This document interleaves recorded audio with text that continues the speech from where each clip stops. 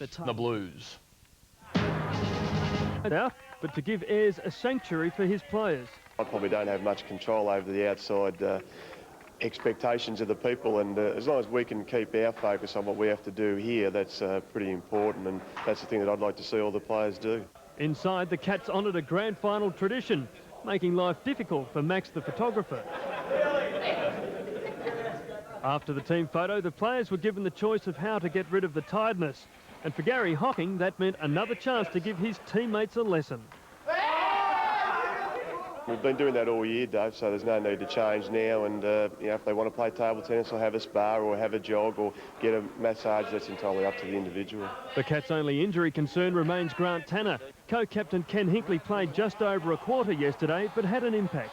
Ideally, I suppose a little bit more time would have been good, but you know, just to be an advantage and some use to the side when the time comes is probably, you know, part of my build-up now for the next week. David Loudon, 7 Nightly News.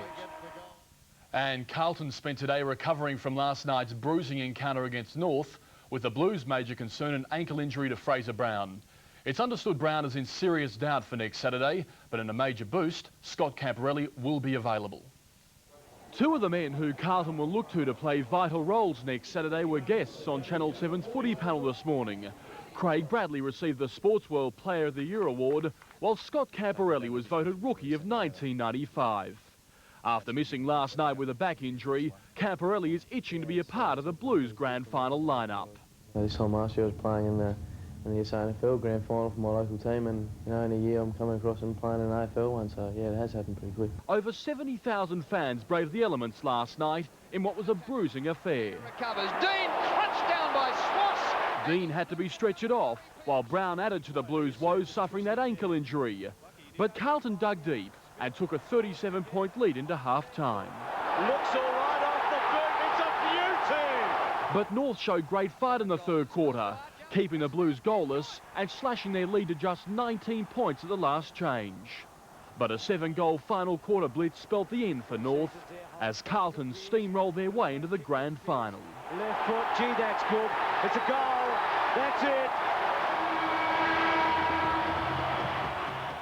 The end of the road for the Roos, and Carlton let coach Dennis Pagan know all about it after those mind games of last week. I'd particularly like to thank Dennis Pagan for his comments early in the week. They were very helpful. But the Blues realised the job is far from over. Everyone was, relieved that we're in the grand final, but certainly you could feel there wasn't too much celebrating. It was just, it was another game to go.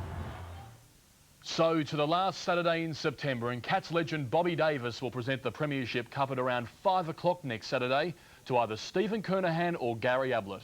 North Melbourne will be hoping to make up for last night's disappointment when they take on Sydney in the Reserves Grand Final, while Eastern Rangers will meet Northern Knights in the under-18s.